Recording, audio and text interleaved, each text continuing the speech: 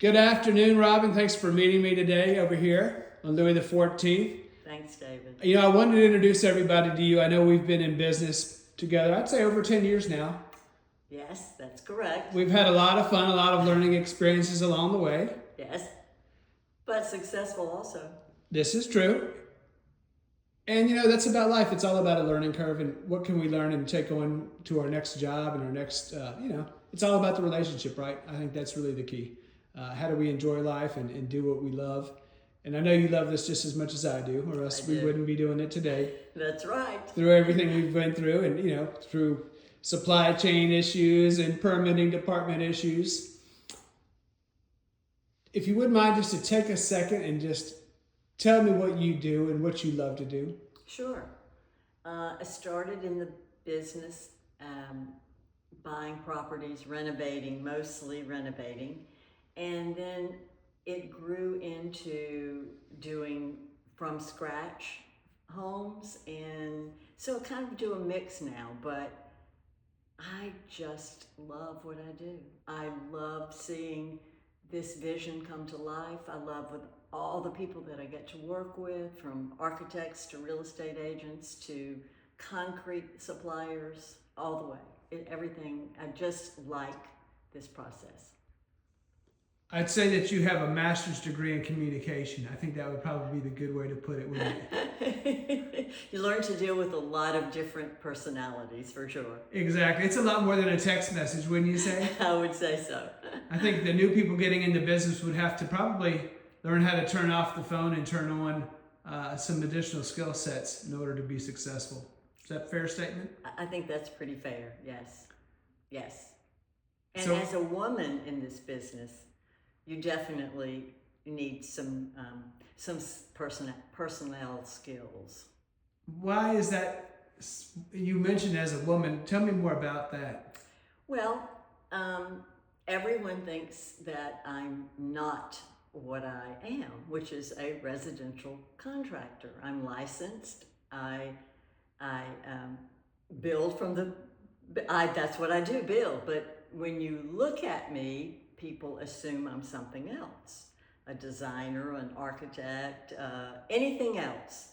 So I have to overcome that to begin with, that I actually know the building process. That's excellent, Robin. You know, walk us through how you got into this project, if you don't mind. Sure. This project came to me via a friend. It was an investor deal. The person who lived here was moving back to the Philippines with his wife, and it was an estate sort of situation. His mom had died. So I just I love the area. I love Lakeview, so I loved the area, and I'd been wanting to do something here, and this popped up, and it was just perfect. Robin, give me a piece of advice that you'd tell anybody new to this business.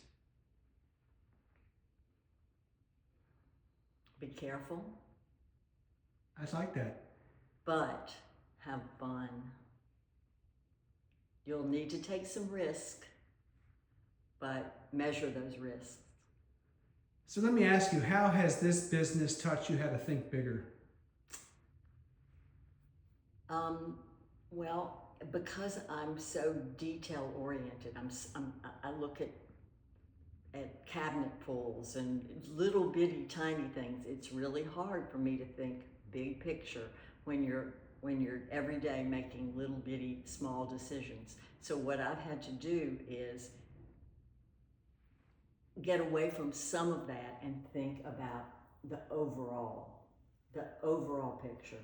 What do I want this place to look like? What's my goal here? Interesting. So you're saying is connecting the dots between the final product and the little pieces. That's been the hard part? That's been the hard part, yes, because you get so caught up in minutia, the things the decisions that have to be made on a daily basis, that sometimes you lose sight of the joy of and the end product that you're going to have. I understand. So it sounds like you look at the to-do list like I do, right? At the end of the day, What haven't I accomplished versus what wins you have made. Right. It is a different kind of mindset. You have to kind of switch. And I see that in real estate the same way, that you have to look at, wow, we got this accomplished. Wow, we got this accomplished. Instead of really spending so much time for the next day, even though that is another whole game plan. Yeah. Yes. And in my business, a part of my job is going through and finding those mistakes or those issues, are as opposed to going through and going, oh, look how well this tile is laid. It's more like my job is to find out which tile isn't laid properly. And sometimes that can get in your brain a little bit. So you need to step back and look at the whole bathroom and say, man, this is beautiful. That's a really good thought process. So, I mean, you're trained in a way to look for the negative. Right. But really, you want to try to stay, you're trying to stay positive while you get the whole process complete. Correct. It makes a lot of sense. Tell me, like, what's a perfect client for you? I like someone who knows what they want. Someone who has made decisions, they definitely do not want a soaking tub, or they definitely do want a 6-burner stove. Things like that can hold up the process. And again, my job is to get to the end. My job is to produce a product that my client wants. So it really is important to me that we communicate well and that the client, and I don't mind teaching. I don't mind explaining to the client why they can't put a certain countertop on this particular cabinet that they've chosen or anything. I don't mind teaching. I don't mind explaining. But I do like a client who listens and already knows some decisions. So is it better for the client to already have sat with an architect and come up with a plan? Yes, much before better. they call you? Yes. I see. Gotcha. So you need to make sure that process is complete or 3/4 of the way done before they come out and call Rob and say, Robin. But what about on a small, I mean, that sounds like that would be a larger scale, right? Needing an architect. Correct. But, for simple kitchen remodel, do they need to do that? Be with the designer prior to meeting you? No. Or a bathroom or a primary upgrade? I'm happy to assist. I'm happy to go to the supply stores. I'm happy to figure out with the client what she likes. That's part of the process on a smaller job. I mean, I'm happy to participate in those decisions because a lot of people don't know what's out there, what's available, what will work, what won't work.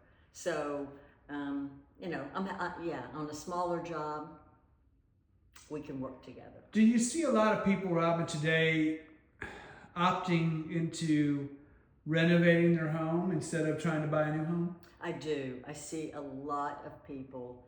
I don't know if it's the volatility of the housing market. I don't know. I don't exactly know the reason, but I do know people are putting more money into making the home that they presently have upgraded or what they'll be more comfortable with.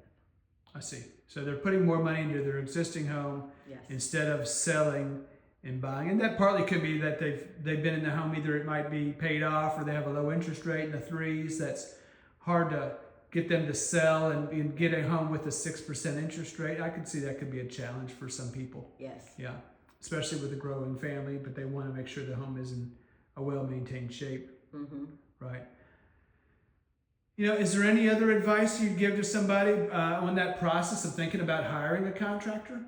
Oh, goodness gracious. Interview.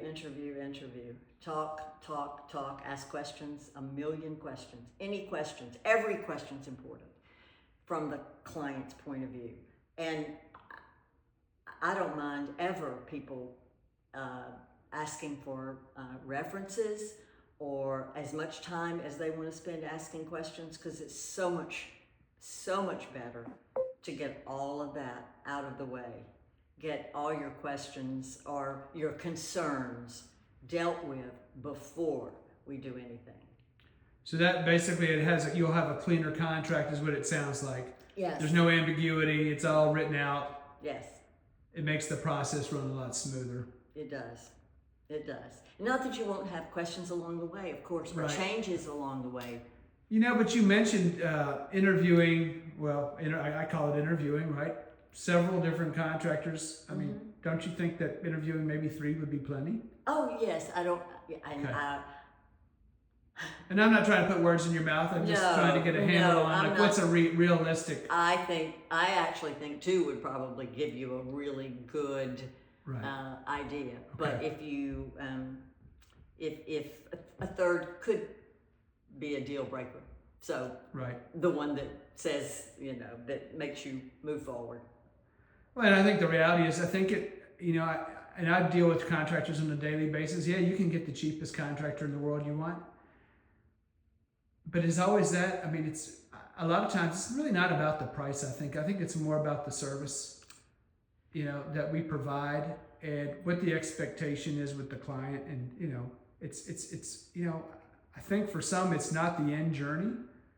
And it could be the end, but a lot of them it's the whole journey itself, the whole process, right? How do you find joy in the process of redoing your home or building your home from the ground up? Instead of like looking back when you're in this property and God, it was just nothing but anguish and heartache. Right. You hear stories like that too. And I think Yes. that's crucially important that people understand that. Look, every time we work together, listen, we know we're going through hurdles, but we manage to smile. You know what I mean? Right. And wake Yes. up still smiling Yes. and dealing with the problems. And I really think that makes that whole experience working with you just that's something that's just almost priceless, right? You can't put a price on being comfortable and having a great mindset. Well, that's why And being a calming force, right? I think that would be a good way to say it. What? I think the word is being a calming force. Oh, okay. Calming Right. force. Being the calming force in the conversation, right? It's your job to, hey, you know what? Here is a fire we've got to put out, but we know how to do that, Yes. Yes. right? Correct. Anything else you want to add to that? David, you've been very nice, kind, informative, I hope. This has been informative for those who are listening. And no, I'm good. I really cherish our relationship, and that is also very important. My clients a lot of them have called me back for other jobs or recommended me to a friend, and those things, like you said, are priceless. And that's how I want to run my business, so that I have people who in the end are happy and willing to recommend me to others. I think that's crucial. Robin, how do we find you? How do you find me? How do we find Robin Goldsmith? You can call me. Okay, how do we reach you? What's the best number to call you at, Robin? 318-332-4704. Perfect. Do you have any other type of social pages where you put your building, your homes, and your remodels up too? I do not. Okay, but you'll be happy to share them. Absolutely. You can have all the Okay. photos you want. Okay. So And I do have an email, robinwgoldsmith@gmail.com. Okay, perfect. Well, Robin, I really appreciate your time today, and I wish you continued success. Thanks, David.